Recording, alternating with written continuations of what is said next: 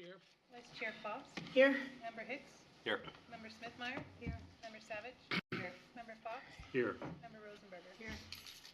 Okay, just a quick announcement. There was some problems up at Concord High with Concord TV. So for the millions that may be watching at home, they might not be getting it strong as they usually do. If you're having problems, they are recording it, so it will be available as early as tomorrow for review. But if you have trouble tonight, it's not our problem, it's a technical glitch. So, all right, with that, we will open the meeting. Would someone like to make a motion to approve the minutes from the November 15th meeting as submitted? So moved. Second. Any discussion? All those in favor? Aye. Aye. Opposed? That motion carries. With a quick agenda overview.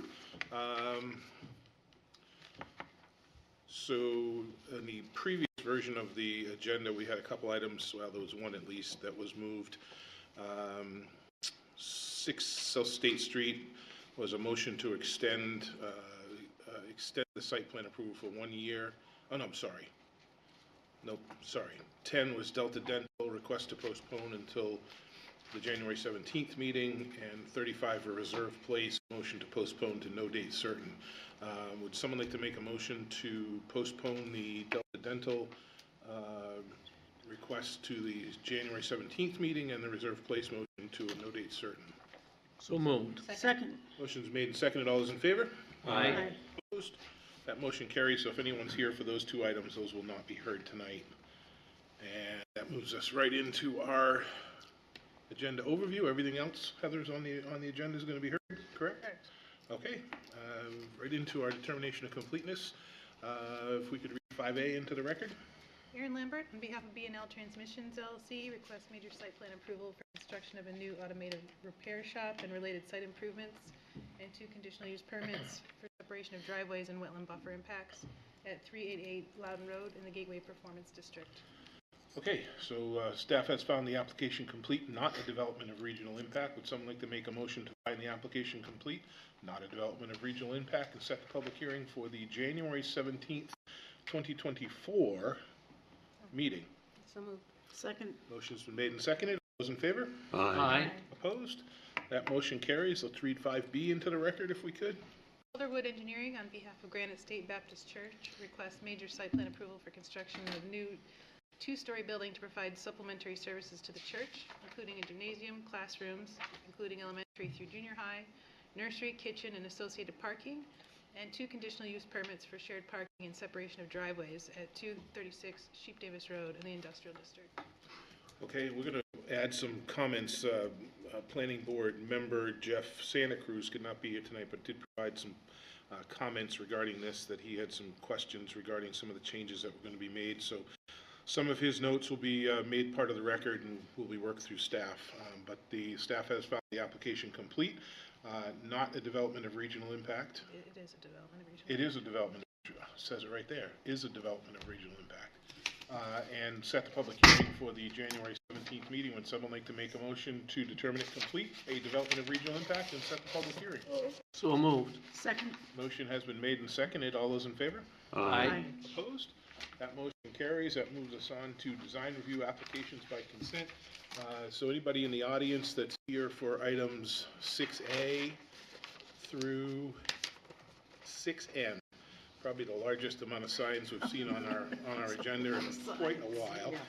If anyone is here for any of those and has any concerns or questions and would like to ask some questions about it, if you could make yourself known.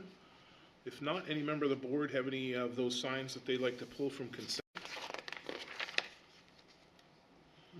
And again, we'll make a few notes that member Santa Cruz sent in regarding some of these signs, but there's nothing there that's technical review can't square through.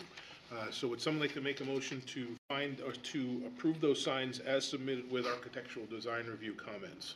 So moved. Second. Motion's been made and seconded. Any discussion? All those in favor? Aye. Opposed? That motion carries. That moves us right into our public hearing section of the agenda. Design review application. We've got 7A and 7B. Could we read 7A into the record? Barlow Signs, on behalf of Liberty, requests ADR approval for a new 24 square foot internally illuminated wall sign and a new .27 square foot non-illuminated pylon sign at 254 Chief Davis Road in the Gateway Performance District. Okay, and this was pulled from consent or just design review? It was pulled from consent. The applicant was not in favor of ADR recommendations. Okay, is the applicant here? Okay, so let's take a look.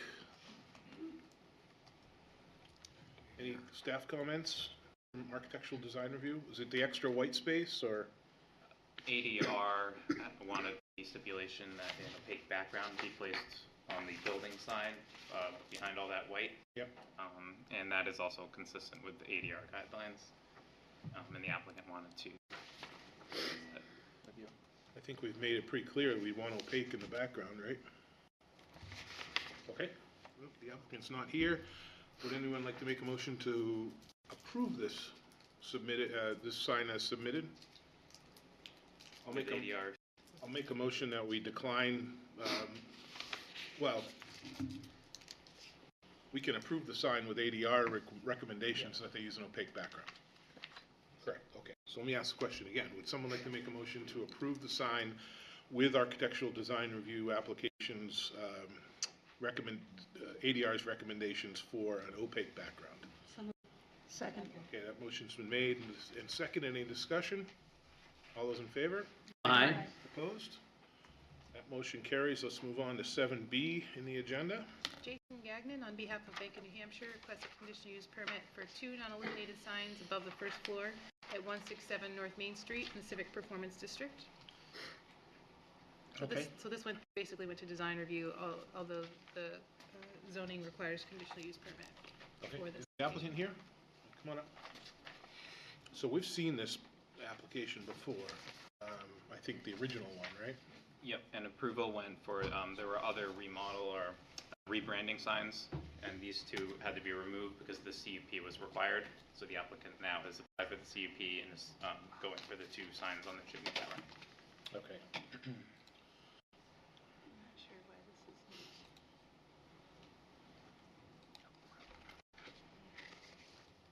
If you could state your name for the record. That's okay. You just leave it there. It'll pick you up, or even push it back a little bit.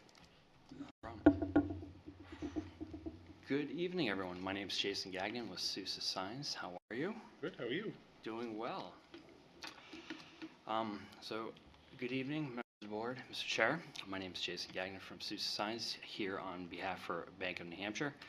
Tonight we are asking for approval on a conditional use permit that would be an essentially updating one that was previously approved for this location.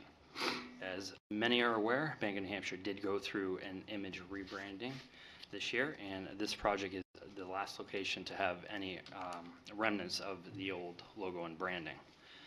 The drive-through building, which is where these signs are going to be located, currently has 2 existing non-illuminated dimensional letters that are up on the tower, which is above the first floor.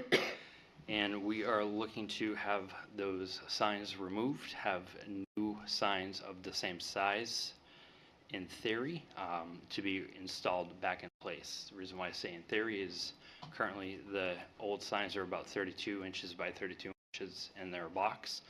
With the new sign and with the way that the logo looks, it's more of a triangle, so it's about half of it. The materials, they're going to be PVC composite with vinyl graphics that match the new branding colors and their scheme. Signs would be mounted in location up on the towers using a aluminum stud with a silicone adhesive, so a mechanical and chemical combination means for mounting. As part of the initial rebranding changeover, there was 1 letter set that was located on the front side of this drive-through building. The bank did opt to remove that set, and with that being said, the 2 tower signs, those are extremely helpful when it comes to locating the branch in itself, and especially when you're heading southbound on North Main Street. So if there's any questions? Southbound on North Main Street? It might, I lose my orienteering. Headed from it. towards town or away from town? So if you're heading away from town. Away from town, so northbound. Okay, that's the picture we got.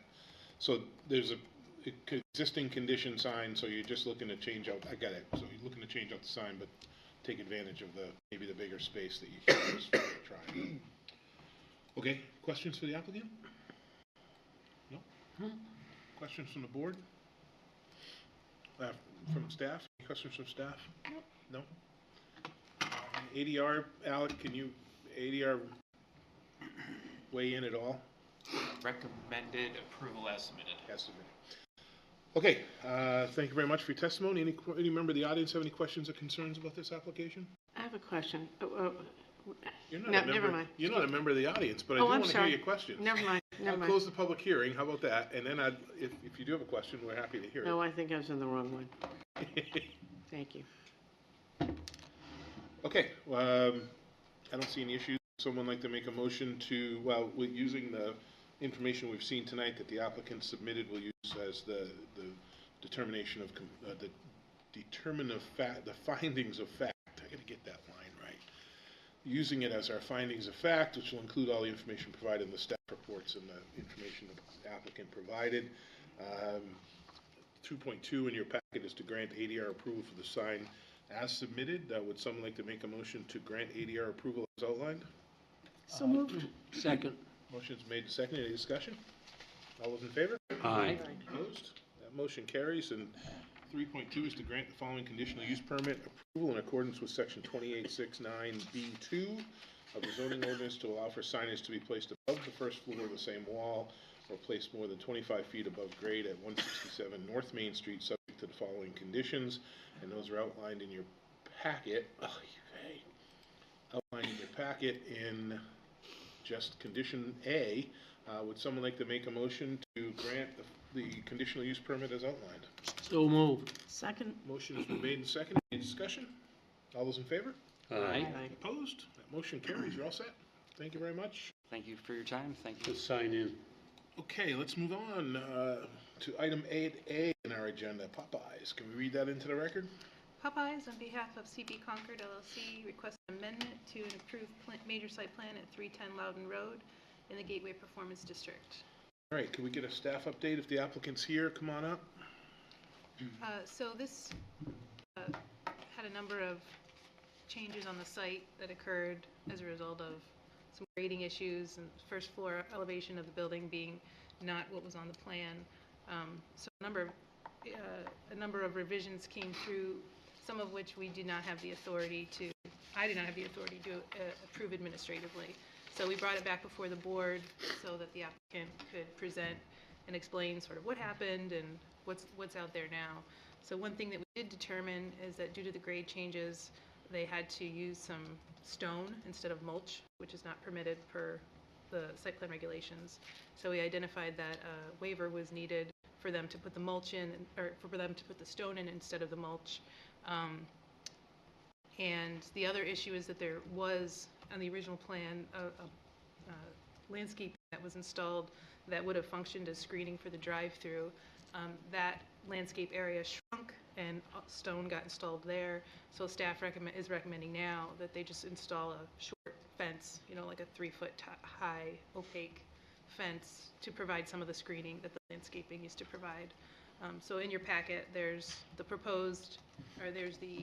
original approved plan as well as the existing condition or what they ended up constructing.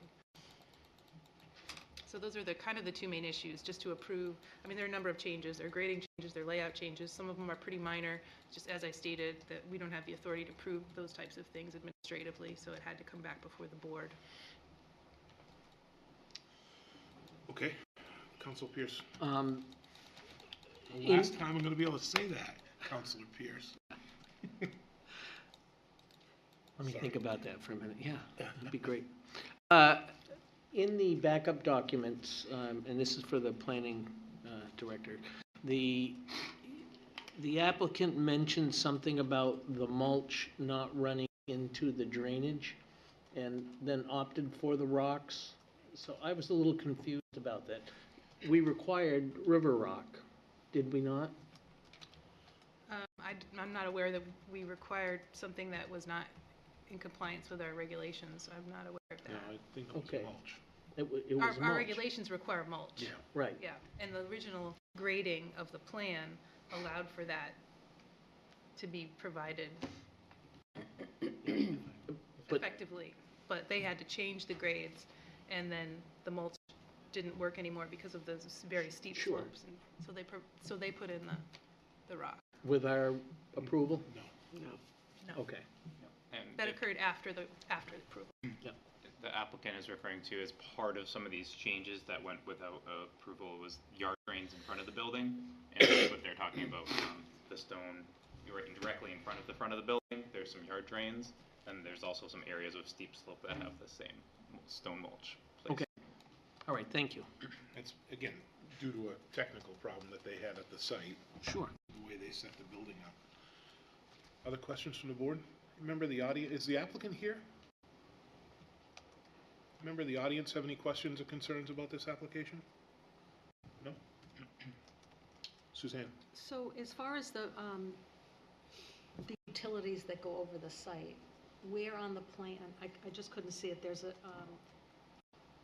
a site plan that has like a red cloud around it? And does that mean that that's the change? So is that where utilities go over it because they have like ornamental trees there and not shade trees? Do you know where the utilities are? I'm not aware that there are utilities there. Specific to which utility, I suppose. Yeah, they didn't really call out the utilities. It was mostly the relocation of the landscaping. The biggest utility change was probably the underground electrical, which before was supposed to go behind the building, and instead that ended up going up the driveway and along Loudon Road, still on their own site. That was probably the most significant utility change that occurred. Well, they probably could work with staff a little because it looks like they're consistently putting larger groups of the same plant together, which we kind of try to discourage, and not using legit shade trees. I think they're already installed. Yeah, Isn't these there? are already they're- done. And These are already done. Everything Yeah. is done. So Oh. remember, this is coming back only because they Oh, right, realized right. Okay, afterwards well, that they that's had unfortunate. elevation changes. So, But did they have those in the original plan? I don't think so. No. Not in that location, that's for sure. Everything was sort of moved around. Yeah. Well, do normally just someone go back and check the approved plans with what's planted? that's a great question. Yes. Yes, Okay. yes, we do, which Yep. is why this is called. Yeah. Well, because I mean, to have the Kwanzaa cherries like all over the Yep. place does not really make a lot of sense. So there's not a substantial, and this is like all asphalt. It's a big parking lot with no shade trees. Well, that's why we brought it before you, Yeah. because there were a lot of changes that had no oversight at all. So what can you do now? Tell them to replace That's up it. to you. Yeah, if you'd like to suggest changes, Well, we can certainly put them in as part of If they the, just put them in, they condition could of probably approval. move them, but it just seems, Where are the trees you're referencing? I think they're PRs, and I think they said they're the Kwanzaa cherries. cherries. And then there were lots of honey locusts all in a group together. I mean, they looks like they have a lot of more ornamentals and no shade trees, really. I mean, legit shade trees. They've got crab apples and cherries. Just saying. The majority of the landscaping, I believe, was for the most part as per the original approval. I could look in more detail on some Okay. of those. So the two issues for us are the stone versus mulch, and then the need for some screening that wasn't taken, that isn't there because they moved the shrubbery that was going to screen, right, Heather? Correct. And what about the dumpster issue? Is that? Right, that been- was the other. It's a condition of the approval, so I think it's written to accommodate for either they can remove it and get their CO, or they can submit another application. They indicated to me they were going to submit another application, but I don't know where they're at with that. So, I mean, their CO these things are dependent, getting their CO is dependent on these things. So your role is really just to approve, yes, this is what we think should happen. And then Unless you, enforcement from there. correct. Yep. And then So again, do we we're address? recommending that they be required required to remove the dumpster. Yeah. Or submit another application, and then that will be the responsibility of whoever submits the other application. And if you're in agreement with that, that's And how it's again, written. this is because it's a joint common place, right, with other tenants? Correct. Yeah. Yeah. So three matters, 3 issues, stone versus mulch, screening, and then the removal of the dumpsters. Anything else? Carol? I guess I have a question for, I don't know if it's Suzanne or Heather, but is there potential to use any sort of plant material instead of a fence? I don't know the answer to that question. I mean, the grades are what they are, and I'd hoped that the applicant may be here to answer some of these questions, but they chose not to show up. So it's a challenging situation because the areas that are remaining are very narrow, and there's kind of intense grade changes in some of those areas. So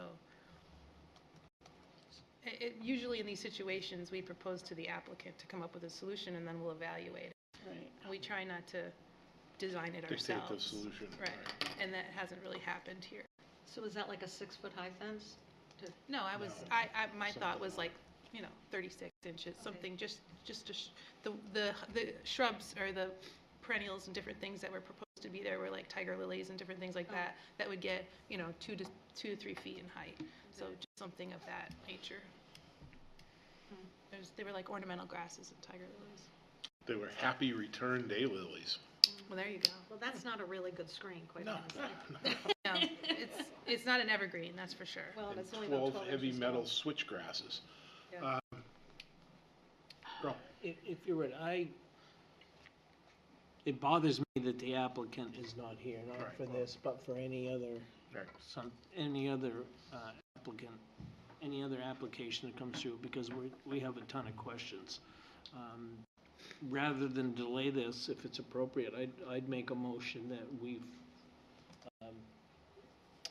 follow the planning staff's guidelines and submit it, the recommendation, that we approve the recommendations, if we have to go through them, one by one, and give it back to the applicant and put it on them to come forward. And I don't hope that think, they're here next time. I don't think that they're opposed to these recommendations. Right, yeah, I think it's very straightforward. Again, I think the stone it is what it is, and we can do that piece of it as the waiver, which is the waiver piece in 4.2. And then the amendment can outline the screening with a fence, and then removing the dumpster, and either coming back with a separate proposal to do that. Is that right, Heather? Correct. Okay, so before we do that, let's close public hearing. Nobody else here, right? Applicant didn't sneak in when I was talking. We'll close public hearing. Any other questions from the board or staff? No? Okay, so again, we'll use our findings of fact as the information that we've got before us. The applicant's not here to provide any additional detail. And with that, we look to make a motion to grant the waiver in 4.2, which is section 2707 mulch. First one I've ever seen. That's the first mulch waiver I've ever seen of the site plan regulations to allow for the stone bedding to be used, since there is a situation with the steep grade due to the applicant's issues putting the material together, putting the plan together. Would someone like to make a motion to grant that waiver as so eloquently outlined? So moved. Second? Motion's been made and seconded. Any discussion? All those in favor? Aye. Opposed? That motion carries. So 4.3 is to grant the amendment to the major site plan approval for the proposed restaurant and drive-through service and associated site improvements at 310 Loudon Road in the Gateway Performance District. Subject to the following conditions noted below, the applicant is subject to all previous conditions and approval. The applicant shall replace the 12 happy return day lilies planted between the main drive and the drive-through stacking space with approved 12 heavy metal switch grasses, or provide a 3-foot tall solid opaque fence to provide desired screening. Detail of the fence shall be provided to staff for review. The applicant shall also remove the dumpster from its current position and either submit a new approval and work through that process. Is that appropriate? Okay. Sure. We had just put shall complete all outstanding site work to the satisfaction of the city engineer because that's included on. That is included, okay. that's So the included on dumpster is included in there, so there's a that's punch perfect. list, yeah. Anything else? Did I miss anything? I think we're good. So would someone like to grant the amendment to the major site plan as outlined with those conditions? So moved. Second. Motion has been made and seconded. Any discussion? All those in favor? Aye. Opposed? That motion carries. Moves us right along in our agenda. Let's read item 8B into the record, if we could. Altus Engineering, on behalf of Ryan Tabor, requests major subdivision approval for a 9-unit residential condominium development at 15 Hot Hole Pond Road in the Open Space Residential District. This application was previously determined complete, and I believe we probably have a staff update if you would like one. I would love a staff update. Sure, this is a very difficult site to construct, and accordingly, the applicant has submitted a handful of waivers. Today, we've been kind of talking with them, working with them. They're also going to be requesting 2 additional waivers during their public hearing. At this time, staff is recommending that the planning board review the waiver requests and vote on them, and depending on that outcome, it could make significant changes to their design. And we are recommending that once the waivers are decided, to continue the application until next month. Okay.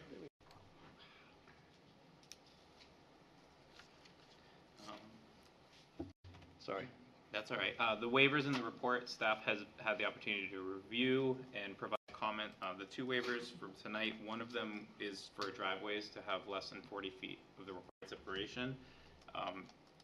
That would be a CUP, not a waiver. We're looking at that. We also want to look at the applicability to the cluster subdivision. So staff, we might recommend deciding that waiver until, if the application is to be continued, to determine that waiver. Similar, the applicant will be requesting to not require curbing along the entire private common drive, and only where it's required for drainage purposes. And staff might need a little bit more time to review that before providing comment. Okay, and why are we seeing these tonight? Why aren't these already in the packet? Well, we should ask the applicant that, so Yep, I will ask that's them that. If you could state your name for the record? Absolutely. Good evening. For the record, my name is Eric Sowry from Altus Engineering. I'm here on behalf of the applicant, HHP Development LLC, and I have Ryan Tabor, who represents the LLC as well as the LLC that owns the parcel. He's camera shy, so that's why I'm up here and he's not. We are at map 11Z, lot 25-1. It's on Hot Hole Pond Road, which is in the northeast corner of the town. It does go down to Hot Hole Pond. I'm sure there's a story as to why that's named that, so if anybody knows, tell me afterwards. You can see right here, you got, actually, let me do this. 93 is over here, 129 is up in here. That's the site right here. So scroll down one more if you guys can see that. This shows the aerial of the site. This site was timbered in 2017. It was a selective cut, but some areas were completely cleared. You do see the shape there. You also see an Eversource easement going right through the middle of it. At first, when Ryan brought this to me, I said, this is great. There's a lot of frontage. This is fantastic. This is going to make my life easy. Then I got the survey back. This thing is one of the most unique and challenging sites I've ever dealt with. And I've been doing this for 26 years. The shape is weird. It has a lot of steep slopes. It has an Eversource easement crossing it. And the access is Hot Hole Pond Road is right down here. That's only 50 feet wide. Surprisingly, though, there are no wetlands. There's also no ledge, which is shocking for New Hampshire. So it's got that going for it, but that's about it. Survey, you can see the topo. For some reason, they brought it into 7 sheets, so I'm just going to go to the sheet here. You can see, I think I'll use the mouse, actually. You can see these darker areas here. Those are slopes over 25%, considered not buildable.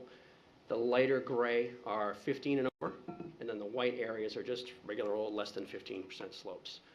We do have passing test pits over the whole site, which is great. So septic is going to work fine. Again, no ledge anywhere, even down 10 feet, which is really surprising. The access, as I spoke about earlier, is right up through here. It's an existing gravel road. It comes down to Hot Hole Pond right in this location. There is a access or a grading easement right here on the abutting property that allows us to grade on that abutting parcel, which kind of saves the day here. And then you see this area here, that is a landing right now. If you go out there, it's starting to grow up a little bit of scrub here and there, but for the most part, where we are proposing development is mostly already been cleared. Some trees in this area will have to come down, but for the most part, it's looking pretty good. The cul-de-sac goes right in here. So what we're proposing is a 9-unit cluster. Now, the yield calculation gives us 12 units here. We just can't reasonably fit them here, so we ended up at 9, with a common private driveway accessing from Hot Hole Pond going up and terminating in a cul-de-sac here. So we've got 3 units here on the left, then we hit the Eversource easement, which cuts the property in half, and then the remaining 6 units around the cul-de-sac here. We have 10.05 acres of common open space, which is the green shading on the plan there. Most of it is this area in behind, that's actually the most intact woodland, and that is also the steep slope section. So it's actually a nice buffer to Shaker Road, which is right here. I'm going to go through sheet by sheet and explain a lot of the difficulties here. This is the road profile, and one of the waivers we have in front of you is the minimum slope from Hot Hole Pond Road. The regulation requires that we go at 2% for 60 feet. In this case, I went 5 and then another 15 before I started going uphill. We still end up with a 5-foot cut on the center one. So this is essentially constructing a canyon. If we were to apply the ordinance specifically and go that 60 foot, we'd end up with a 12 to 13 foot cut. The canyon gets even deeper. And obviously we have more cut as we get up top. All of that cut as proposed right now, if the waiver was granted, does fit on the property, so that's a good thing. Let me show you one thing. This little jog, the little whoop-de-doo here, that's because there's an Eversource pole right here that we have to go around. Originally, Eversource said they were open to moving it. Then they came back and said no. So Eversource doesn't want to move it. We really can't move it, unfortunately. We offered to pay for it. Wouldn't budge, unfortunately. So that's why we're kind of having this little, this little thing going around in here. The cul-de-sac itself is about 1,110 square feet to this edge of pavement in here, which is 110 feet, not square feet, linear feet, sorry. 110 feet beyond your 1,000-foot minimum, which is another waiver request. Drainage right now, we're proposing a closed system. We've got catch basins with sumps and grease hoods down into a rain garden in here, as well as a rain garden in the middle of the cul-de-sac, which is another waiver. And every single one of these units will be with drip strips, which will infiltrate the roof runoff. There's also a few catch basins up front that tie into an existing city system that is on Hot Hole Pond Road, and we're talking with engineering on what we may or may not have to do to upgrade that city system. This is sort of some grading for the units. The units themselves are conceptual. What we're calling for are these boxes, and you're going to buy one of these units and build whatever you want inside that box. So this isn't something that Mr. Tabor is going to build himself. They're not lots, they're limited common areas, but you will have access to a yard and you will have your driveway and your house and whatnot. So essentially it breaks out the road construction from the construction of the units themselves. In this case, we can't build anything anyway until the road's done just because of the nature of the property. There's no other way in. We've got to construct the canyon, so to speak. Okay, that's just some cross sections. Erosion control, obviously steep slopes here because of the canyon itself trying to fit within the property. So we've got one-to-one slopes on this side here, and I've got erosion control matting on that, and the rest of the customary erosion control around the property where necessary. Utilities, we've got private wells and septics for each lot. We've got all the wells with the circles here. These 3 units, this is 7, 8, 9, they're going to have their septics right next to them. And I've got 6 septics in the back here that are going to be pumped from units 1 through 6. Originally, I started with common community septics for all those units, but they're not allowed in Concord. I believe that's a variance, if I'm not mistaken, to get that changed. So we opted with 6 individual systems. As I mentioned earlier, the test pits are fantastic here. So we anticipate no problems getting these approved with DES. Details. Landscaping. This was a last-minute thing. I found the landscape architect with literally 1 day to go before the submission deadline, and he pushed to get this in. I do understand there are a number of comments from engineering and the planning department about the specifics of this, and we will be updating this plan. But the intent, as you can see, to give you a whole bunch of street trees going up the road, as well as a few on the inside of the cul-de-sac. So let's talk about these waivers that were alluded to earlier. There's quite a few of them, and that is due to the, as I mentioned before, the unique nature of the property. First one is the width. Now, in order to fit within that 50-foot access right in here, we wanted to reduce the width from 26, which is the requirement, down to 20. Now, that has a knock-on benefit for cost, obviously, for the applicant, but also reduces stormwater, reduces carbon footprint because we've got 30% less asphalt. It also reduces speed. You're going to slow down when you're trying to pass someone on a 20-foot wide road. Another one is the common driveway slope. Right now, we're coming up at 10%. The regulation is 8. The reason for that, obviously, is to try to conform as much as possible to the existing grade. If we were to go at 8, we would be even deeper, more of a canyon, and it might not even fit. The side slopes might extend beyond the property or beyond that grading easement that we have on the adjacent parcel. Next.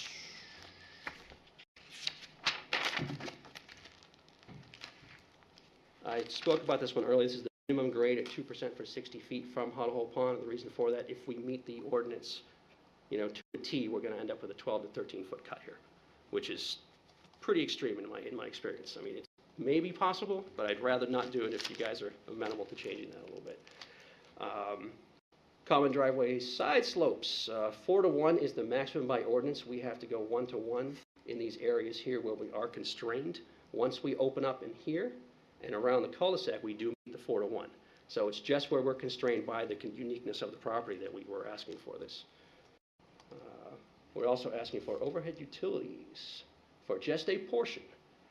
Right now, we're calling for a new pole here bouncing up across, and right at this point, when we get to the rest of the property, once we get beyond that initial access point, we go underground, which is the area right in front of all of the units. The reason for that is one is cost, and one is the practicability of building it where this is just a grading easement on that property. It's not a utility easement, so I can't put it in there. So the only other choice is to send it across, and I'm fighting with drainage, and I'm fighting with steep slopes. It's a lot going on in a small space, unfortunately. So that's one of the reasons why we're asking for it, of course, cost. And the last one, before I get to the two that I did submit today, which I apologize for, stormwater management in the middle of the cul-de-sac. Right now, I'm super elevated in the cul-de-sac, so the whole thing tips inwards. So as you go around, it's sort of like a bowl going around that dumps all the stormwater right into the middle. This is an area that's already completely disturbed. There's no trees in that area, so there's nothing to save, and the whole thing is being sunk down to the ground. And this whole thing is an excavation. So it made sense just to put a rain garden right there, and the pipe goes out right that way. So if it's simplistic, it's going to reduce impact. Otherwise, I've got to put another stormwater BMP down in here, and I've got to cut more trees and impact more of the site. And then two of them, which I submitted today, and this I do apologize, Mr. Chairman. We've been going back and forth with planning and engineering, and it was finally decided you probably should ask for these. One of them was driveway spacing closer than 40 feet at the right-of-way line, and as not apply. So I asked for it anyway, just to be safe. I don't know how you want to proceed with that one, but the logic there is as you go around the cul-de-sac, everything sort of splays out along the radial. So all these units have the appropriate distance from each other. It's just the driveways where they hit the right-of-way here are closer than they should be. And it's only for these four. These two here are, yes, it's these five, sorry, going around there. So it's just in that location. Everything else is fine. And that is just the nature of going around the cul-de-sac. A lot of towns and cities have reduced frontage along the cul-de-sac for that exact reason, because the property goes back and it sort of fans out. Same thing is happening here. That's it in a nutshell, guys. There's a lot going on, so I'm sure you have plenty of questions, so have at it. Look at the hands. Council Pierce. Thank you very much. I was up there this weekend, and the road that goes in now currently has a gate. Is that the Yep. road? Right here. Yep, that's the Okay. road. Yeah, it's the same I location. just was trying to know. It is very steep. It is all very around steep. there. It is. And the padlock was very hard to cut, but I was able to get in there.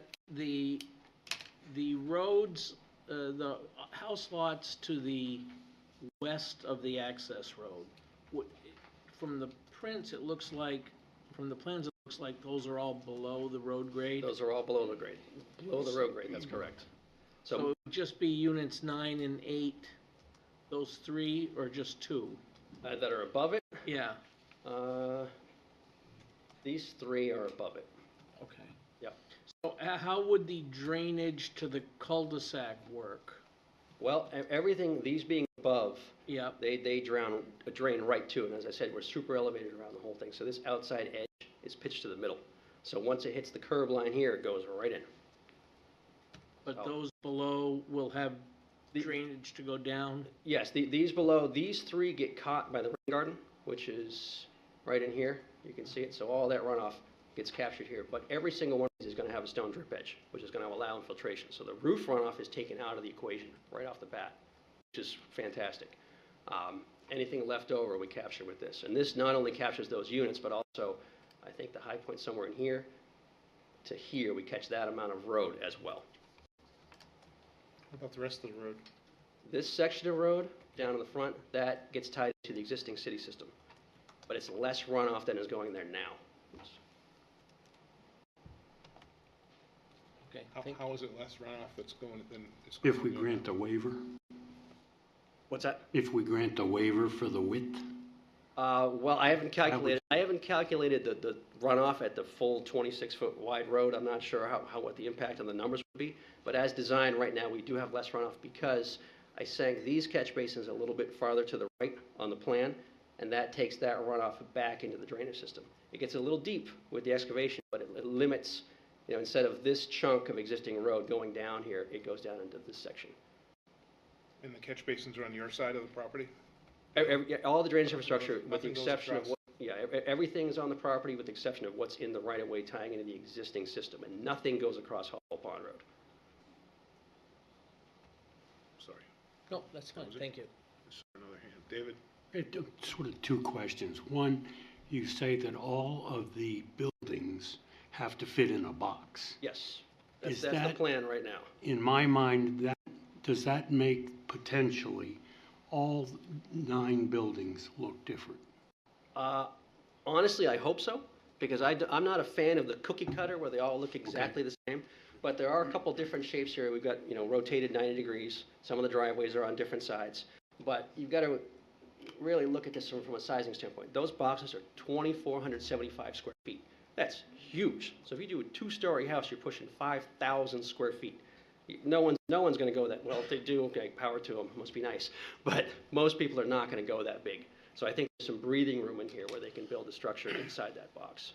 Well, if they do, does that impact the plan because they're shared septic, correct? Or they're individual? They're septic? individual septics, exactly. However, the homeowners association is going to be responsible for everything. So they'll be responsible for plowing, they'll be responsible for the septics, things like that. What we don't want to have here is one bad apple not pumping out their septic tank.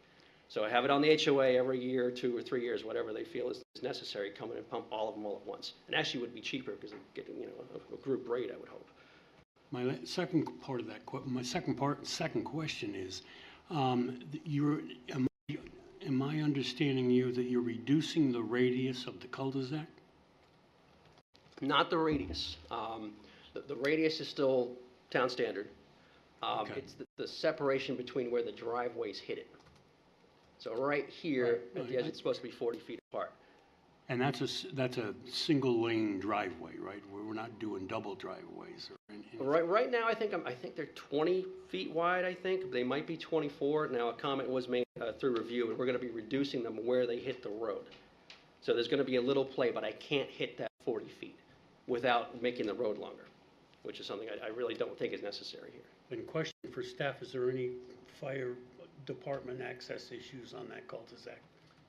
Yeah, so one of the waivers that's being requested is for a road in excess of 1,000 feet without a secondary means of access. And that is one of the waivers that staff is not in support of. And a big component, and the applicant's been working with staff, including the fire department, is trying to find somewhere that would satisfy the staff's position so that fire is comfortable if they need to get up there. And we're still working through that. But right now, we're not in support of exceeding 1,000 feet from Hawhole Pond to the end of the cul-de-sac. Right now, we have a little turnoff right here for them to stage from. That shape may change because now I designed it today where the fire truck can come in and actually turn around in that spot.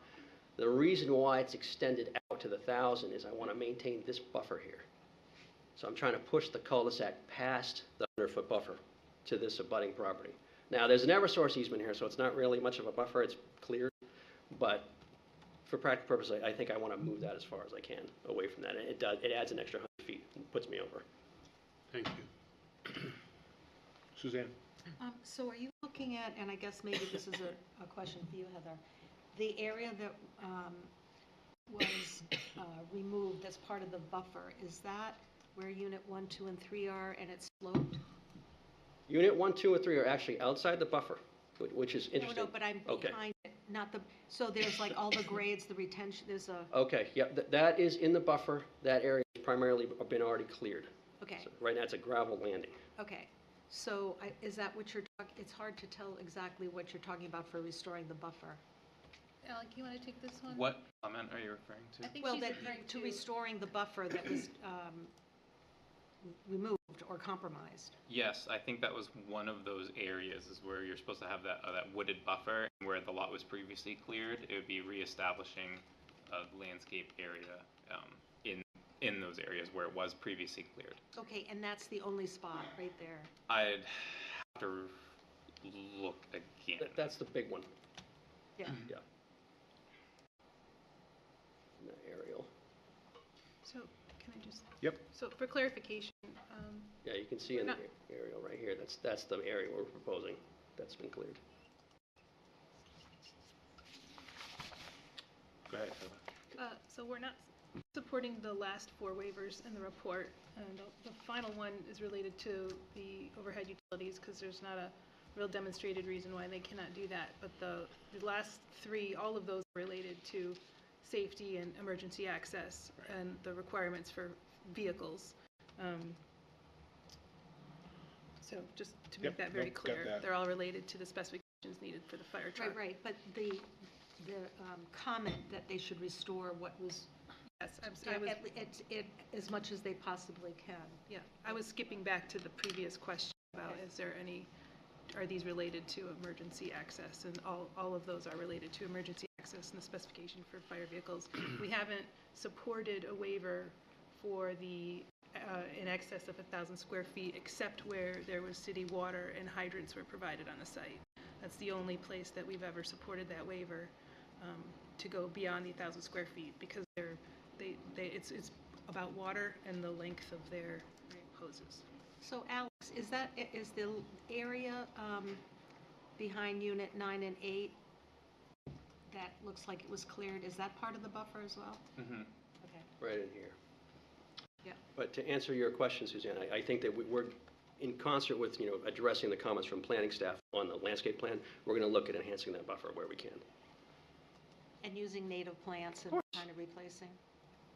All right, I don't want to get too far down in the weeds, because Yep, you got a lot absolutely. left to You do got a lot. on this I know. before you get anywhere near approvals. But can you give us a quick overview of ADR's comments? I mean, I'm concerned that ADR has got a crack at it and is got 8 or 10, 6 or 5 or 6 items on here regarding what they want to see. You can't come to us with a plan to say, well, the boxes are going to be here, boxes are going to be there. Yeah. We need to see what's going to be there. I appreciate the fact that everybody's going to get their own chance to do what they want to do, but it's got to be, there's got to be some uniformity that we can look at and say, this is how the building's going to be set up, or we're not going to approve it. Yeah, I agree with that. Ryan is working with ADR and an architect trying to figure out how to do this. There might be a menu of styles to choose from. Yep. He's not the builder, unfortunately, so we've got to figure out how to do that. It may be something that's, proved through this board. Hey, you've got, these are your 4 or 5 styles. That's all So I you mean, get. just for clarification, architectural design review is a subset of the Yep. planning board. We Yep. offload all the stuff that we don't want to deal with I don't blame to you. them, and look to them to make recommendations. And when they come back and say we don't recommend approval, we almost never will push past that. So Yeah, just yeah, have that in mind. Absolutely. So I don't want to go too far along on this until we talk about the waivers, because, again, as Heather mentioned, if we take these waivers from the bottom and work our way up, there's 1, 2, 3 of them that staff does not support, 4 of them that staff does not support. And again, we look to staff as the technical experts here, and very rarely, well, occasionally, overstep our bounds and make different decisions. But in these cases, there's probably a reason this property hasn't been developed in the past, is because It's a tough one. It's a difficult property, and I It get is. it, but we're not here to change things to make it easier for you to do it. Yeah. We want you look at it and say, we can do it this way or this way, and we'll come back and say, yes, we can do that. And things like safety issues aren't on the table for Yeah, us like in most cases. And we'll address them, and we'll go through the process and look to see if there's a motion to do it. But in most cases, it's a safety issue. It's not an issue that we're going to change. So, as long as we're clear on that. Anything else from ADR? No, ADR, as you can say, and I neglected to provide that in my staff report, that they are requesting, not recommending ADR approval, which ties into the staff recommendation to continue. And then if you have questions like on the width of the road, staff did meet with the applicant, and where the regulation is 26 and they are proposing 20, there might be some space in between, some other conditions that we discussed, potentially a 24-foot wide road with no parking established on one or both sides, that I think staff was for the most part potentially comfortable with. So a 24-foot wide road with no parking in front of the houses? Yes. Or at least that way, if you got two vehicles parked on a 24-foot wide road, you're starting to get pretty tight. And then it would be with the condition that there's granite curbing on both sides. So you got 6 houses up in that cul-de-sac, and if somebody has a graduation party, where are they gonna park? Again, those are the things that we need to look at. And if you can't do it in the process that's there without parking on the street on both sides and still get a fire truck through, it's a problem. So that's the reason we have specifications on the width of driveways. It's not as material to me in some cases as a space between the driveways. I get that. I'm okay in giving some leeway there. But again, graduation party at the house at the top of the cul-de-sac with 100 people coming, you're going to have cars all the way up that road, and you need to plan for that. And if you can't, then you can't build it. I want to build it. I don't want to step in front of it, but you've got to be able to park cars in the street. And if you can't do it at 24 feet, can you do it at 26 on one side of the street? 26 is the norm, right? Is the regulation. Speaking as a 26-foot wide street, it just barely can fit my son's truck through them when they're parked on both sides of the There street. goes my holiday party. That's just, I try. Okay, so anything else on the board side? So architectural design review is looking at front entrances on the house to be towards the street, garage front walls and subservient primary facade of the house, driveway curb cuts to be reduced to a single lane, architectural design returns to ensure design proposed can be accommodated in the lots, a uniform setback to be provided for each house, and provide a design guideline checklist. Again, with a list of these are all the colors you can use, these are all the materials that you can use. That's what they're going to want to see, and they're not going to give you approval until they feel comfortable with that. So let's move on from, again, architectural design review meets again on January 2nd. Geez, coming right up. So in our packets, do we have the request for the waivers? We don't in the packet, right? The 2 additional waivers? The 2 additional waivers. Okay. I'm going to hold off on any comments or conversations around that. And I'll look to, well, let's take them right in here. So again, using our findings of fact, the information that the applicants provided, the information that we've got in our packet, we've got a, You could just postpone the do I want continue the whole to thing. do this, or do I want to do the public hearing? I don't want to take public testimony if we're not going to move forward if there's approvals of the waivers.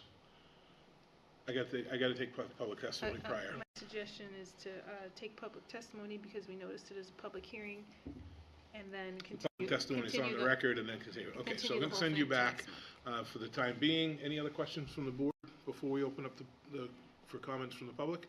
Any member of the audience have any questions or concerns about this application? Nope, I see a hand, so I'll send you back and come on out. Thank you.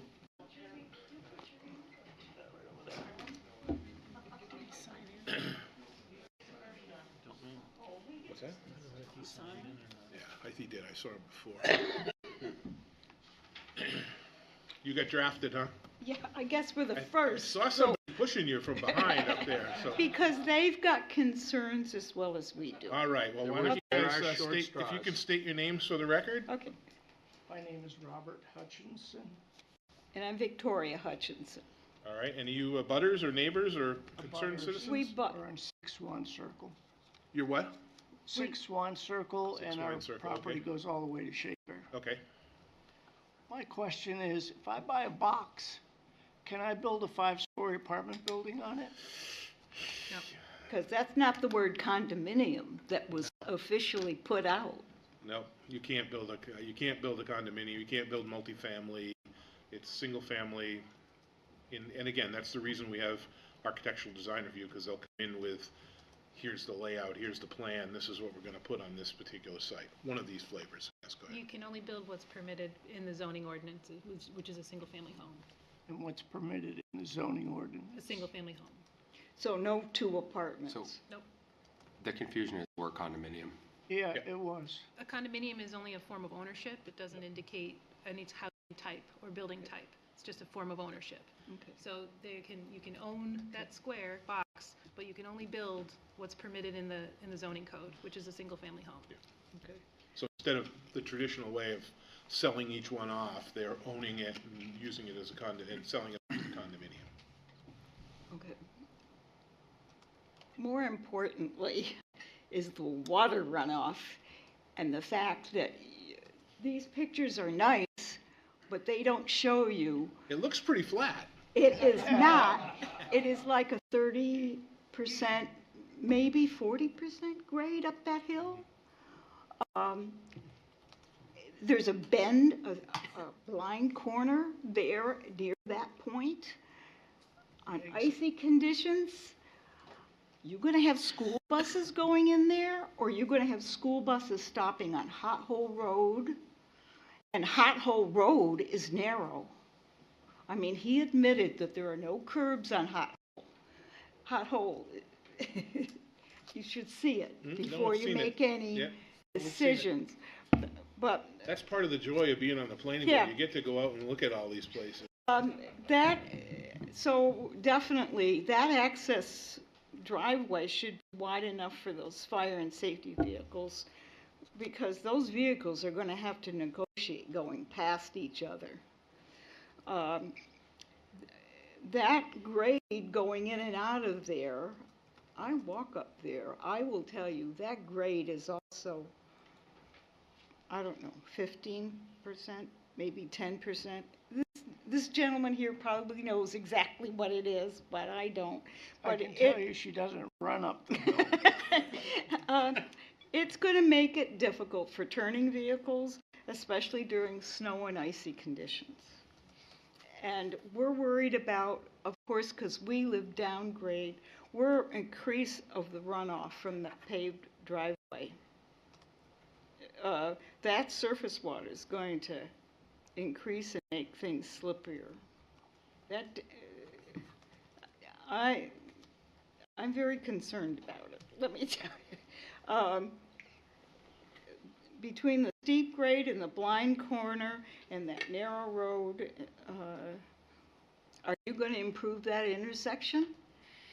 I think that's the city's part in this. Yeah. You're, That I don't you're, know. you're going to have to do something. Most of those driveways up there have a mirror across the road so they can see what's I coming. mean, will 9 more houses do that? Also, there's no street lights up there. Are you planning street lights? No. Why not?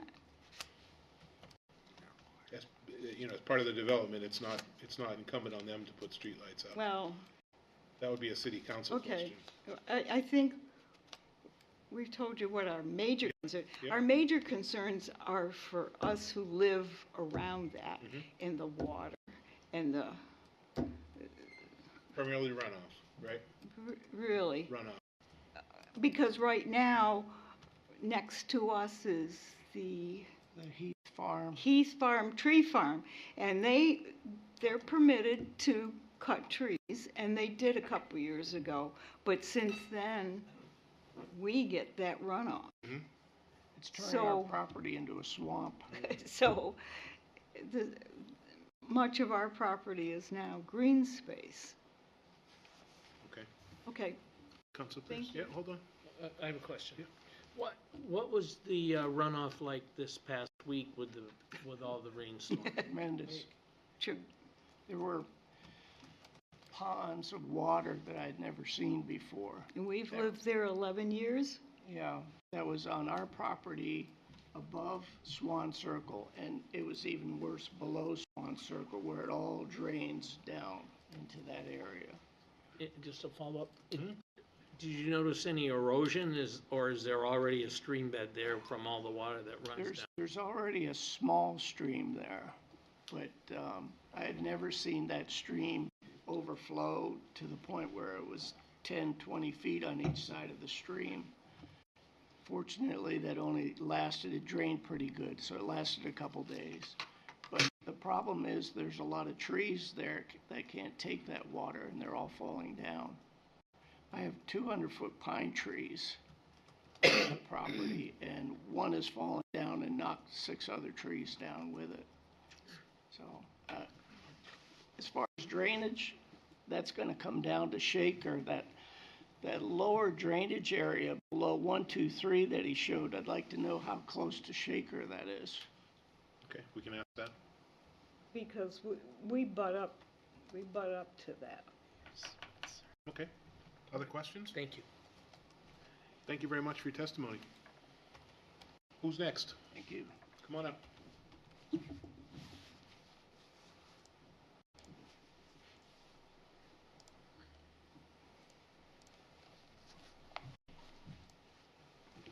Welcome to the table. If you could state your name for the record.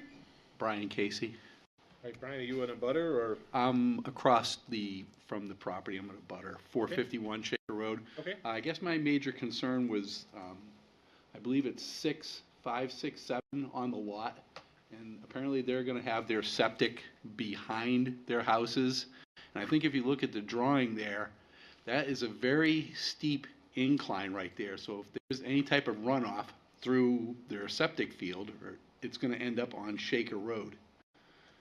As you look along that sharp curve right there on the left-hand side, on the far left, the houses, I believe it's 1, 2, 5, 6, and 7. As I've said, if their septics are back there, that is nothing but a huge hill right there, dropping right down on the Shaker Road. Much like they've complained about or have said, all that water runs down that hill and on Shaker Road. So that would be my concern, not only the runoff, but through their septic. Kind of, I don't know what their setback is or what that has to be there or how deep it has to be, but to me, all that water is going to run down the hill from those properties and onto Shaker Road. Okay. Any questions? Thank you very much for your testimony. Thank you. Do you mind signing in? Yeah, if you could just sign in, that would be great. Who's next? Anybody else? Last chance. Nope. Okay, and again, we're going to probably, this application will come back, but just about guarantee this application will come back before us, and we will have some additional comments and additional opportunities for public testimony as well. Are you just signing in? Yes. Okay, and so no other comments? All right, so we'll close the public hearing. Comments from the board, follow-up from the board, recommendations? Have the applicant come back up. Carol? In the next round Yeah, of presentation, I would really like to see a graphic that's oriented north, so it's a little easier to understand what's going on. And also a graphic with topo lines, because they're really important on this site. Especially in this one, It's just run together, there's so many of them. Oh, yeah. And the test has to be on a really big piece of paper. Yeah, on a big screen that you can see. Any other questions from the board? Okay, so you heard some testimony there. Yep. A couple of questions regarding one question regarding septic, question regarding the 3 additional, the 3 units as far as the drainage onto Shaker. Comments? Yep, all the septic is going to be DES approved, and all the test pits are perfectly passing test pits, and the slope is fine and adequate to build a septic system on. Okay. So we have no concerns there, and that's ultimately in DES's court. Okay. As far as drainage coming down to Shaker Road, yeah, it does go down there, and there are a couple of culverts that cross Shaker Road going to the west, which is the bottom of the page, and ultimately it does go this way, and I believe there's a large swamp out in this section here. But as the drainage analysis shows that was reviewed by engineering, we have decreases in peak rate runoff for all analyzed storms. So that question is moot in my mind. We're catching everything and treating it as appropriate in accordance with the regulations, of course. And just for the folks who gave testimony, so Department of Environmental Services, obviously, an impartial person looking at this, saying if you're going to put a drainage or a leach field here, this is what it's going to do, and this is the drainage. So it's not the applicant saying it's going to be fine, don't worry about it until the next big storm. It's the Department of Environmental Services for the state looking at it and saying we've got history on building the units all around the state. So, so thank you for that. Any other questions from the applicant, from the board? If not, I want to take these waiver requests and move on.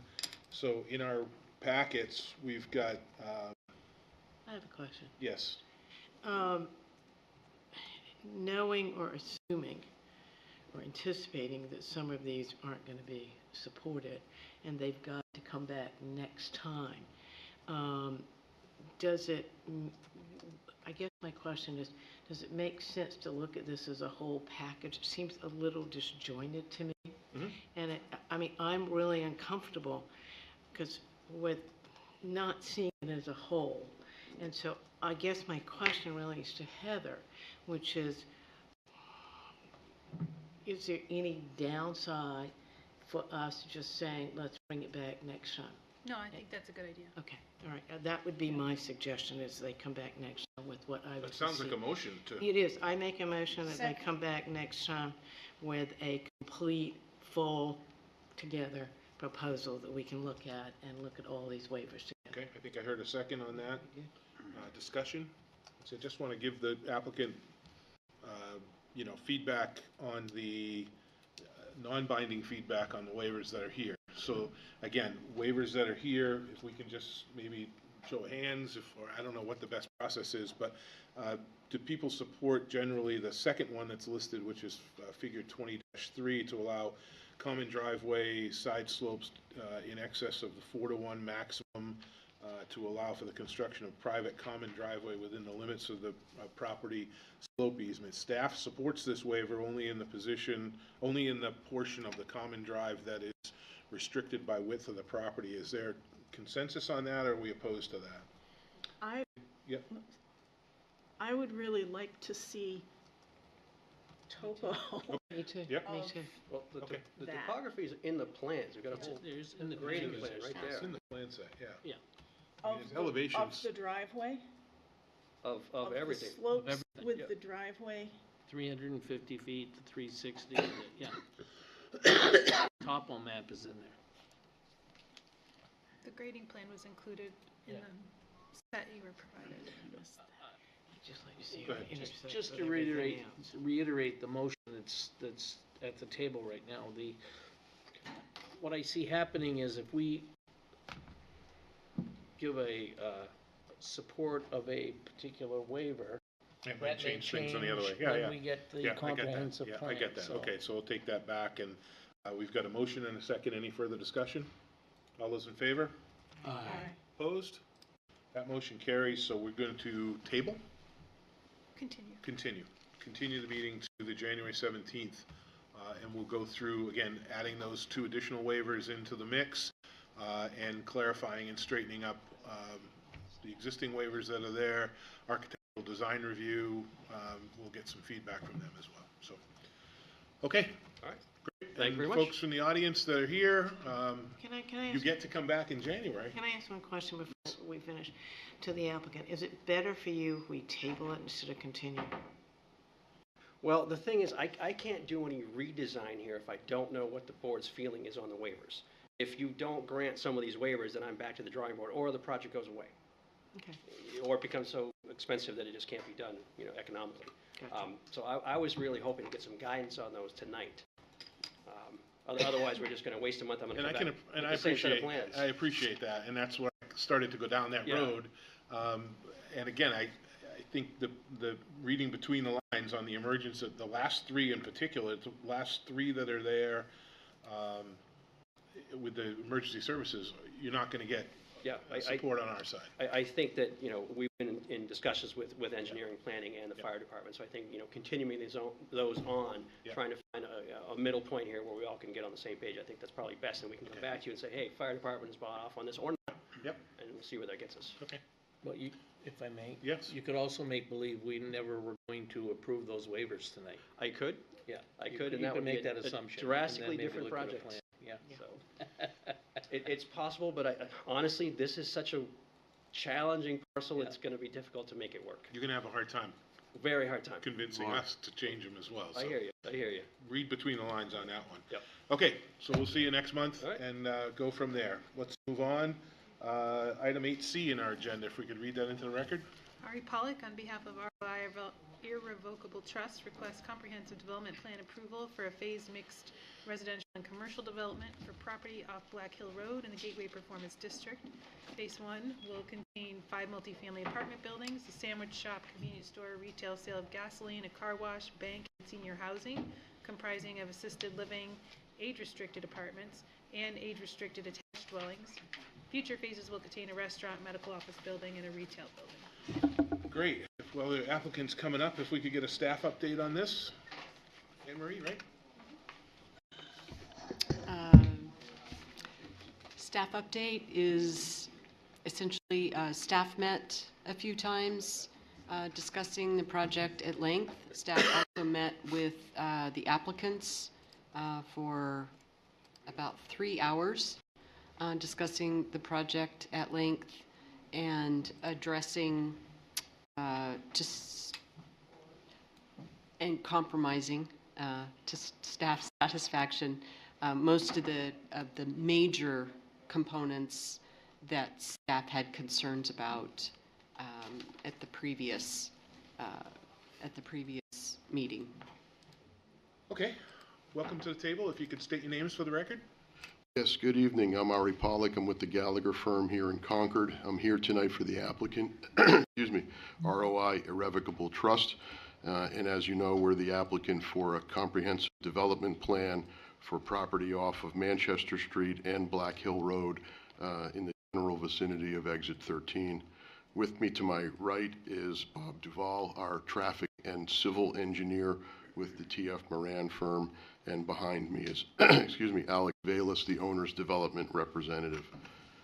As Anne Marie just summarized, you'll recall that we were here last month and we were deferred by agreement of the applicant so that work could be completed with the city staff and to allow us to come back this evening with a combination of revised plans, a new project narrative, which is really just an update to what's proposed at present, and a review of staff recommendations for conditions of approval. Again, as was just summarized, this work began in earnest after the last meeting. We had a little something called Thanksgiving, but we sat down right after on November 28th with representatives of the applicant, as well as the departments for planning, engineering, and city development. And it was a long meeting, but it was a wide-ranging discussion on relevant points that were all part of a list that staff had prepared as the chair and others of the board had requested last month. And we went through item by item and then made a resubmission of our plan set, which was responsive to that discussion. The plans are in front of you and dated December 5th, 2023. The applicant has received the staff memo for this evening's meeting, which also addresses our project and our current state of affairs.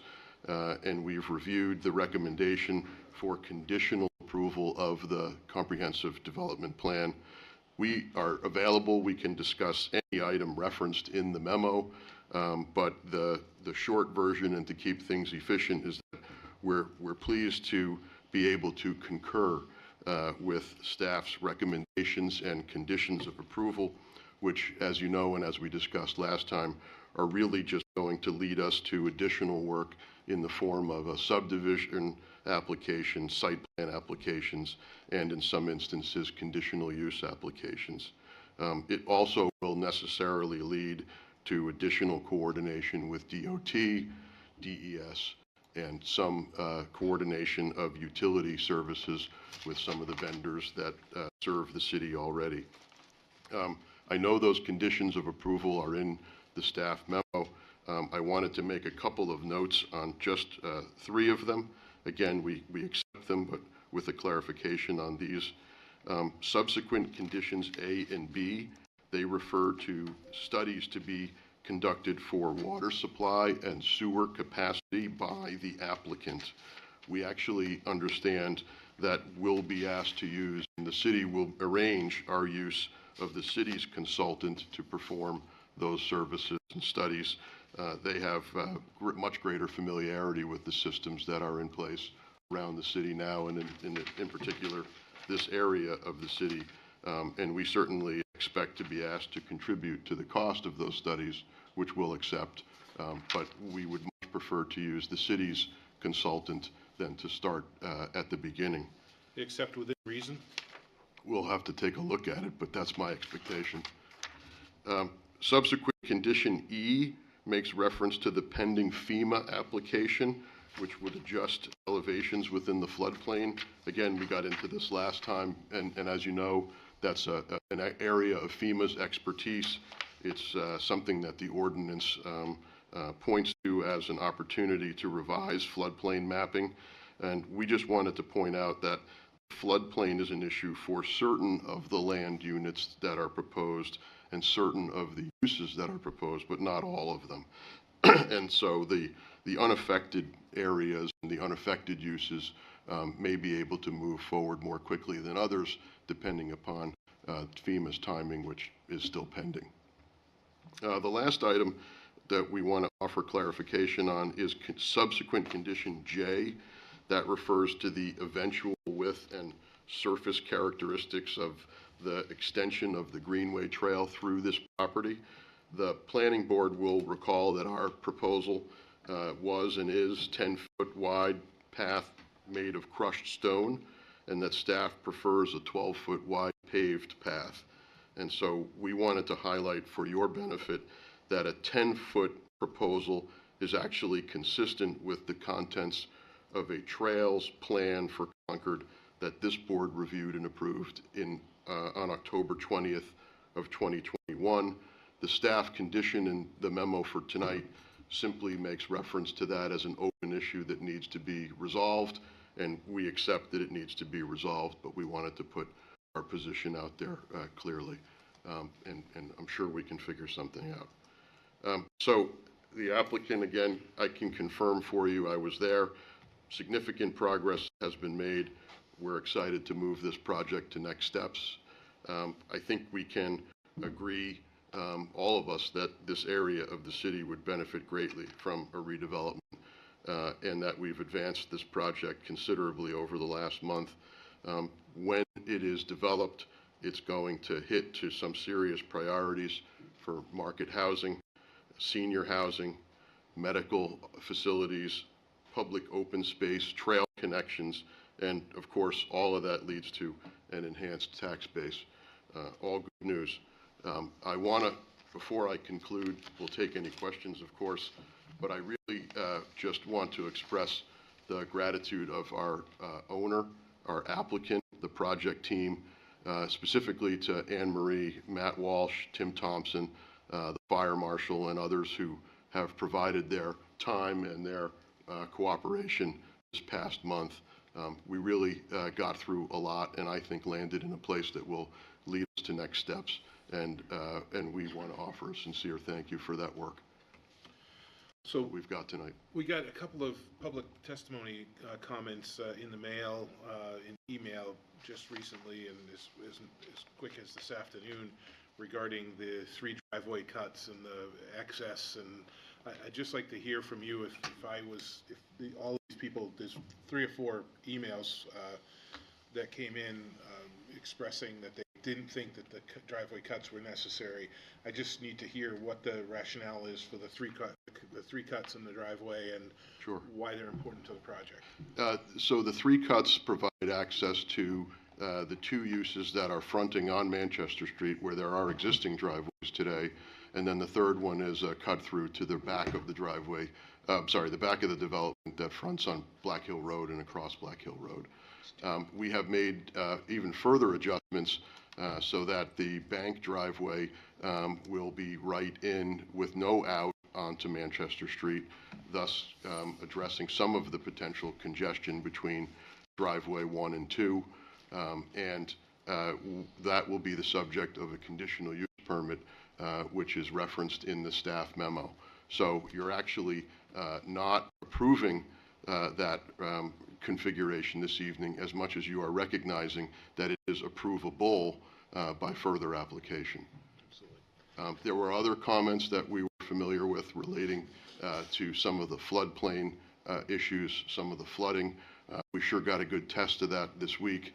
The short answer is that FEMA and DES are the experts on whether or not the floodplain can be adjusted and whether or not shoreland areas and wetland areas can be impacted without having a particular consequence, and we'll be in front of those bodies as well. Okay. On the Merrimack River Greenway Trail, and again, I'm sure that's not a hold-up issue, but are there options to move that path away from where it is to get to that 12-foot paved? There are pinch points that will need to be addressed with a more flushed-out design. Okay. There are certainly places where there's space and there's places where there isn't. And there's also sensitivity to how close it can come to the river, whether it is a pervious or impervious surface. And it sounds like an easy thing, it's just 2 feet, but unfortunately it's not. Yeah, I got it. So from a plan set, the information that's here, it sounds like you guys have made some great progress. The visuals, nothing's changed on the visuals when I'm looking at the visuals. I'm going to tell you, Jeff Santa Cruz had some concerns regarding the 93 access points, some configuration issues regarding the stoplight, way past my pay grade on what's going on with the comments that he's making, but I'm going to put those into the public record, and we'll get those to engineering, get those back to you as well. There are comments of, could you do this, could you do this? Would a stop sign be good here? How are you going to do this? And all there's a lot of them. So yeah, you can look at all those as part of the plan set as well as part of the development piece. Yeah, we're happy to have his suggestions to add them to the discussion. It's helpful. And one of the conditions of approval is to continue the conversation with staff, planning and engineering, and with DOT to see what type of mitigation is necessary for the project. What we've got at this point is a lot of paper, and we need to resolve a plan. Yeah. Okay. Council Pierce. So thank you. I think you answered my first question. So you are working with New Hampshire DOT regarding the whole 93 widening up to Old Turnpike and like that? We have their memo which discusses some of those upcoming projects. What we would like to do, if we're able to get through this hurdle tonight, one of the conditions, of course, is to coordinate that more fully, and we'll be trying to set up that meeting for early January. Good. When I look at the plan, if my memory serves me correctly, where you come in off Manchester Street and say you're going to the bank, it looks to me like if you're going to do business at a drive-through or the bank, you circle the building, you come back out, and then your egress is the light on Blackwater? That's correct. Well, Black Hill and Manchester Street, yes, the signalized intersection. Yeah, okay. Thank you. So for clarification on these curb cuts, how many exist now and how many will exist if this plan went through? There are 4 now, and there will be 3, and each of them has a restriction. So we will be going from 4 full to 3 restricted. Thank you. And 2, if I'm not mistaken, 2 of those went into that one property where there was kind of a building on the left, and then the little strip mall in the middle. There was 2 entrances into that, right? There were 2 there, yeah. There were 2 there. I think that's correct, but there also were 2 residential structures. The Enterprise one's not counted in your total. It's not ours. And there was a house there as well. There were 2 houses. 2 houses there with curb cuts. That's correct. All right, just to follow up on that. Yep.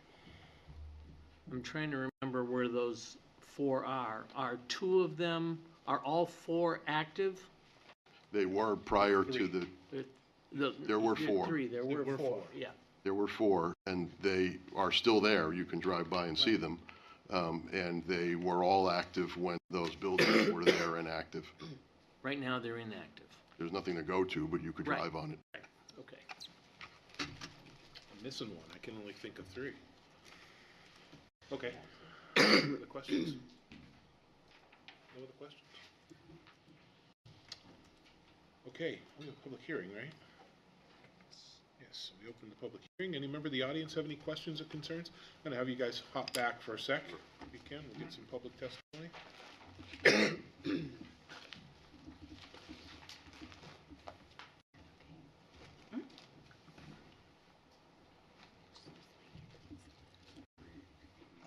Hi, if you could state your name for the record? Sure. My name is Stephen Foley. I live on Garvin's Falls Road, which is parallel to this property, but up the hill from it. I just have some concerns about the potential for air, noise, and light pollution from us that live nearby, because it is pretty close. So, a little background first.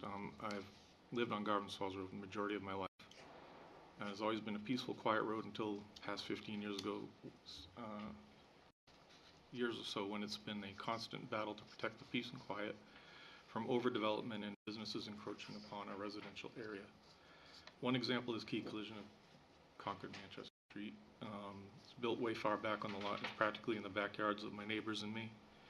The developer has promised us that the noise would be minimal, but they would put a lot of trees in as buffer, but instead the noise and light pollution from Manchester Street has at least doubled with all the trees they removed for their building and parking lot.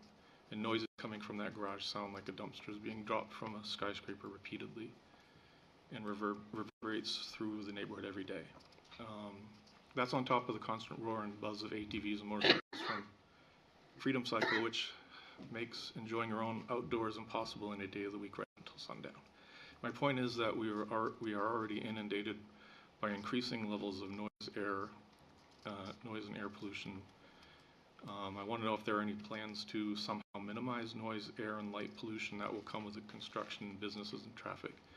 And will there be any sort of plan for reduction of noise pollution that will result from this development for people who have to live around it?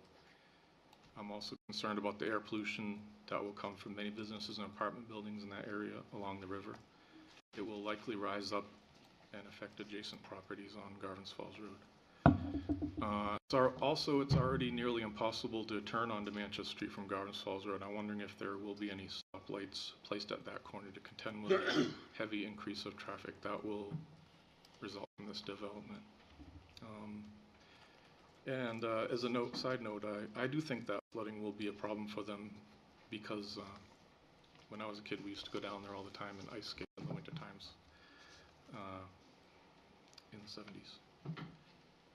So, those are my concerns. Okay, do you live on if Key Auto's there, do you live on as you're going down Garvin's Falls Road, do you live on the left side of Garvin's Falls? Yeah, okay. My parents live on the other side further down. Okay. About a quarter mile down the other.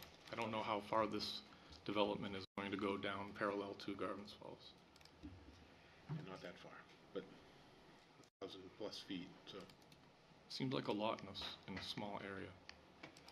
That's the best hope for the developers. Put as much as you can on the area in most cases, especially when you're building housing. So points taken. We'll ask the applicant when he comes back up on the air, noise, and light pollution. Can't do anything about the street light because it's away from their piece. But if you're concerned about the street light, I'd make sure you let your city councilor know and tell them you're having trouble getting out of the street. It's a long known issue, and I think they said something to do with the grade that they can't put a light there.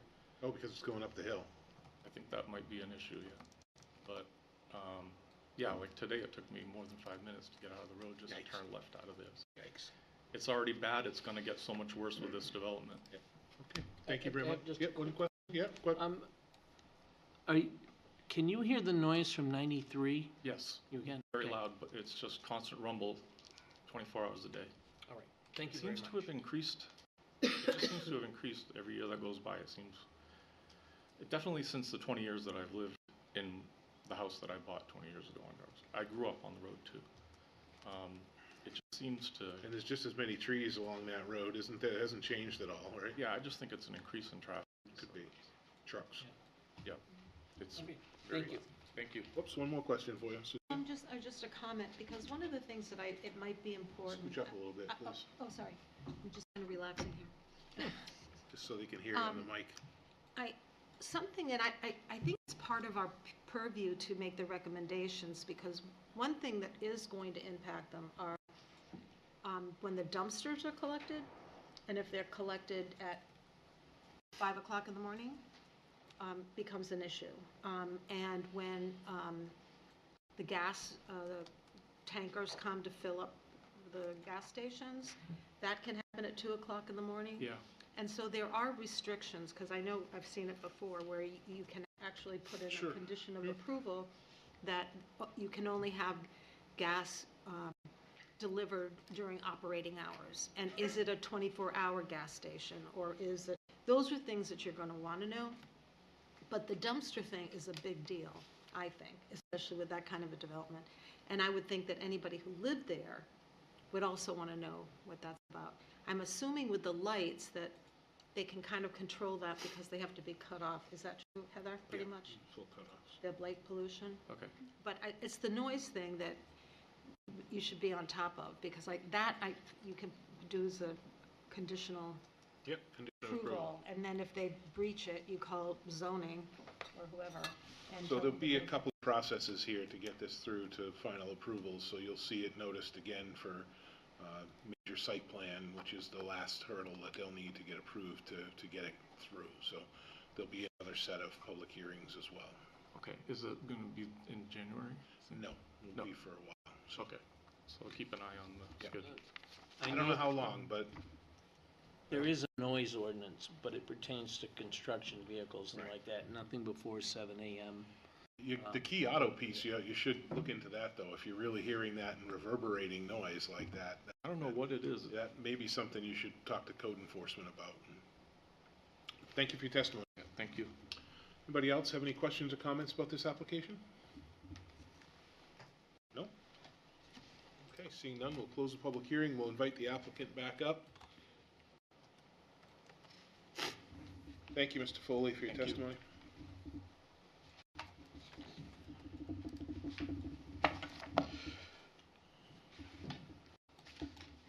Everybody's putting their questions on Zoom and sending them in. No, I'm only kidding. That'll be next. Oh, please. I don't know if there were particular things you wanted us to respond to, but I guess it would be important to point out that the project does not have a direct connection to Garvin's Falls Road. I understand Right. that area is, that the Garvin's Falls Manchester Street connection is already a source of concern. We get that. We're not contributing right there. There is no connection to Garvin's Falls Road. Yep. As far as, noise is concerned, you can't build something without some amount of noise. But the good news, I think, here is that there's a significant grade change. There's a significant steep slope. There's a pretty good buffer there that is not proposed to be impacted by the project. And so can we be invisible? No. But can we take advantage of some of the topography and some of the distance? I think that will help. If he's already hearing highway noise, then I suppose we're in between and will be audible on some level, but we absolutely can be sensitive to it. Sure.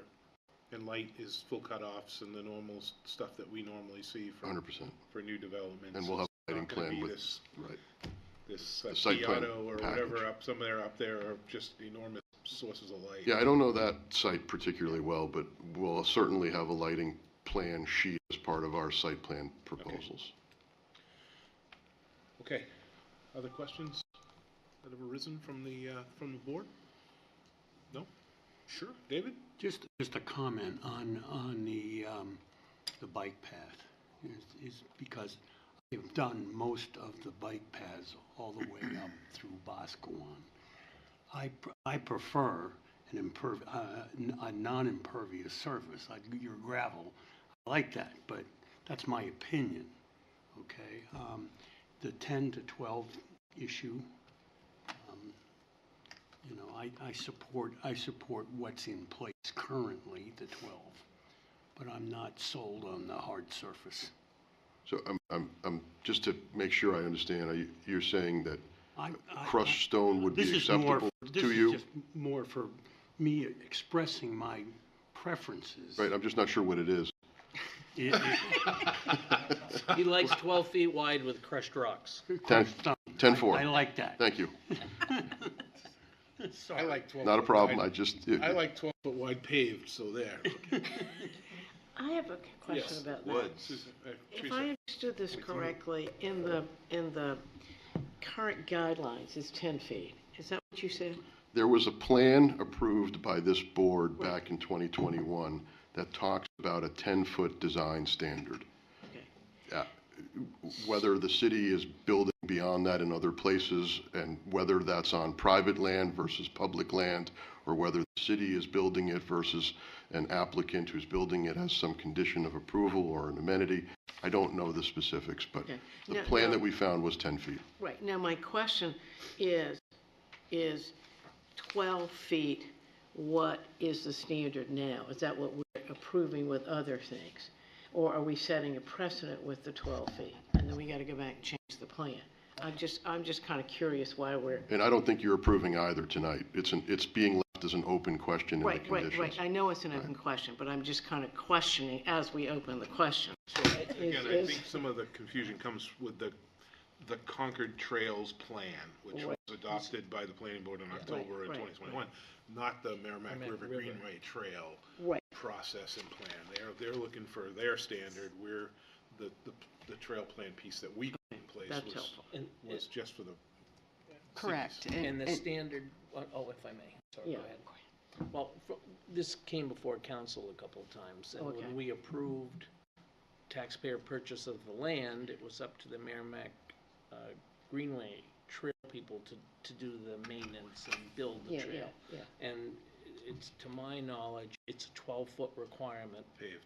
Paved for the Merrimack River Greenway Trail. And we do make allowances in urban areas. If I remember right, downtown, Brady Sullivan, where they're redoing, we allowed them to go to 11 feet because it was so congested. So if the applicant can... I'm not sure that's the case. We asked for additional, we asked for an easement on their property, so there was existing, in the city right-of-way, there's existing of a certain number of feet, and then we asked for additional easement so that it could be constructed to what it needed to be. So it was kind of like, I can't remember, maybe 5 to 7 feet or something that we asked for, so that it could be, per the standard. It didn't end up being 11 feet? Yeah, no, this says the city negotiated easements with 11 lofts at 11 Stickney Road to facilitate future developments of a 10-foot wide path along the frontage of 11 Stickney. So that was not 10 sure if feet that's- for 11 Stickney. 10 feet, 11 Stickney. I think it might be, I could be wrong. I'm the one that wrote the report. It's not 5 foot in the right-of-way and 5 foot easement. It was a 5 foot easement to put the total width up to 12. So I'm not sure, the city right-of-way varied. It was more or less in certain places. But the important thing is this is just for MRGT. Yeah. The other trails that, like the one that runs by me from Concord Lake Sunapee, is a crushed. That's a whole different. That's a whole different. Yeah. And I'll tell you that conversation, it confuses me a little bit, only because the section of the report that was adopted by this board in 2021 is actually called the Merrimack River Greenway Trail. The proposed trail was cited multiple times during public outreach as helping to fill a need for specific trail type. The first third of a mile of the trail has been built in Terrell Park, which is just adjacent to this area, but the rest remains a vision. The trail is planned as a 10-foot wide shared use path traversing the north-south length of Concord, roughly following the river. So again, It's confusing. I don't know whether it made sense at the time, but you guys thought it did, and we're just telling you what we're reading. And we're fine with it being an open issue, but I know... That's all it is. It's just a discussion. We needed to stick our foot in the door on that one. Absolutely. Okay, other questions, And I'm concerns? just asking, at the end of the day, if we know whether we're setting precedent changing it or what we're doing, so there's not, I'm totally confused, so there's not confusion. Yeah, no, I mean, Yeah, there's, that's We the have, bottom we have line. time to get Right. straight on this. at the moment, we're not making them do anything, Right. and they're No, not I know committing that. to do anything. No, They don't I have to know build the that. I was trail just anyway, do they? confused. Right, no. Yeah. Yeah. Okay. Yeah. We can- Okay, any other questions or comments? Any follow-up from the board and the staff, anything? No? We're good? So yeah, a lot of comments, a lot of questions, a lot of open issues, and understand that everything is malleable and everything is working towards moving it forward. And that's, I think, good to hear that, that we're moving forward. So in your packets for the board, in your staff report 4.0, again, using as a finding of fact our material that we received last month, the comments that we've heard from the public, the reports that we've seen from the staff, and the information that's been provided by the applicant. 4.1 is staff recommends that the planning board conditionally approve the comprehensive development plan for mixed-use phased development at Manchester Street and Black Hill Road, subject to the following precedent and subsequent conditions. And again, I just want to make mention that we're going to have some additional comments that are going to come from member Santa Cruz that he wasn't able to attend tonight, but they want to get into the record. So those will be mentioned as well. Not a condition of approval, just points of comment. Understood, thank you. So again, outlined in the conditions precedent A, 1 and 2, 1 and 2, and then B and C, and then subsequent conditions. My goodness, my eyes are bad. A through K. Would someone like to make a motion to conditionally approve the comprehensive development plan as outlined? So moved. Second. Motion has been made and seconded. Any further discussion? All those in favor? Aye. Opposed?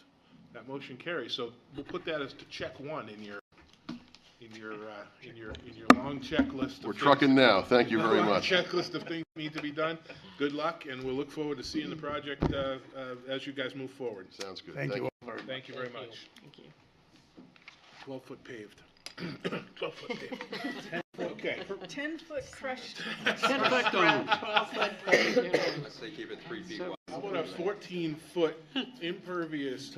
Okay, other business. Wilcox and Barton, on behalf of South Congregational Church, requests a 1-year extension of a major site plan approval, for conversion of office space to 8 multifamily units at 6 South State Street in the Civic Performance District. So can we get is there any update on that, or just do a motion to Extend the approval for 1 year, subject to all original conditions. Okay, would someone like to make a motion to extend that approval for 1 year, subject to all the existing conditions? Makes motion. Second. Motion's been made by Amanda, seconded by Councilor Pierce. Any discussion? All those in favor? Aye. Opposed? That motion carries. And again, for the record, 10 and 11 in your packets were already handled and pushed off to the January 17th meeting. Any other business that needs to legally come before the board this evening? I have a question. Yes. I thought Hotel Concord was supposed to come back to us Hotel. with the lighting. Delta Dental. No, I'm talking about Hotel Concord. Hotel Concord. I thought Hotel Concord, that lighting scheme was, what'd you call it? I don't know, content. Where is Sam conditional? Durfee? We'll call Sam Durfee and find out where that. But I thought that was like 6 months or Oh, a anyways. year, but I thought they were supposed to come back. Do you want an update on that? Or Yeah. Oh, yeah, I'd like talk it. amongst yourselves? No. I'd be happy for an update, but I'd Yeah. really like them to come back. Yeah, so ADR's asked them multiple times. We Yeah. reached out with them multiple times. There was some communication problem. They were sending emails that weren't getting to us. So we did finally, I reached out to Jamie Simchick and was able to talk with him last week. And did you set something up, or are you going back to ADR? Yep, I've had conversations. It'll be going back to ADR the January 2nd, and I think Hotel Concord will also be attending that meeting. And we'll set up some site visits where they're going to put the lighting at various levels, and ADR is going to sort of review the different Perfect. colors and the different levels, and hopefully it'll just be wrapped up. So it was, ADR reminded them that they needed to come back, and it just took a very long time to get in touch with them, but we're on the right track now. And then does that come back to us? Yes. Okay, that's what I thought. Okay, so Outstanding. we might see it in January? Thank you for asking. You're welcome. Will we see it in January? No. No. I have one more question. Yeah. Just to be difficult since it's the holiday season. Are these folks who are putting up signs without our approving them being fined? So every time I follow up, I there seems love to that be, question. there seems to be a reason why. Why, So- reason why they aren't being fined or A reason why they? reason why they were up, so we've been following up with it every time it comes up, and we've made the recommendation. I think in one case, we made the recommendation and you approved it that way, and I believe they did follow up with a fine, but every time it happens, we sort of follow up with code to Well, I find kind out of go why back that's to my happening. same thing, that Yeah. if we're not finding people or taking them down and people are putting signs up without the approval, and those are the rules and regs of the city, Yep. then either that we increase the fines or either we get rid of the rules and regs. Yeah, so One or the other. I oftentimes mean, the- just, if you're gonna oftentimes have them, the- you've gotta follow through it. Oftentimes, the answer is that it was permitted in some way or another. Like, it was a temporary sign, or, they didn't understand what a temporary No, sign excuse- was, or those- something like that. Well, So, maybe a temporary sign, but now it's up permanently, and we are approving it after it's up. Yeah. So we I, can follow I up hope, with code and let you know, them know. and maybe we should have a list every week, every time of who's been gone Well, up and a not quick approved and cell how phone- much we A find quick them. cell phone picture and a Yeah. text to, Yeah. I send mine to Heather saying, hey, I don't think this has ever been approved, and it Oh, gets yeah. the ball rolling, so. No, that would be very helpful, because we don't always know. So when we know, we pull it from consent, and we put it under public hearing. So if you see things that are under consent, and you know they've already been installed, that means we don't know that. Oh, So- that's interesting. I didn't know that. Yeah, So if it's we're- on consent and that means you don't know it's already been up? Correct. right. If we Oh, know that gosh. it's already been installed, we will pull it from consent and put it under public hearing. What's our fine now? We did that recently. $12. No, I think it's double Well, the, it's 25. yeah, it's double the application fee. Double What's the application fee. It varies on the size of the sign. If we're gonna be sign police, can we get badges at least, if not Yeah, guns? yeah. Parking passes. Yeah, but I mean, to me, it's just a basic, that if you're gonna have All the right, rules. other you gotta matters that follow. come before the board? I got a rooster in my backyard. Nice.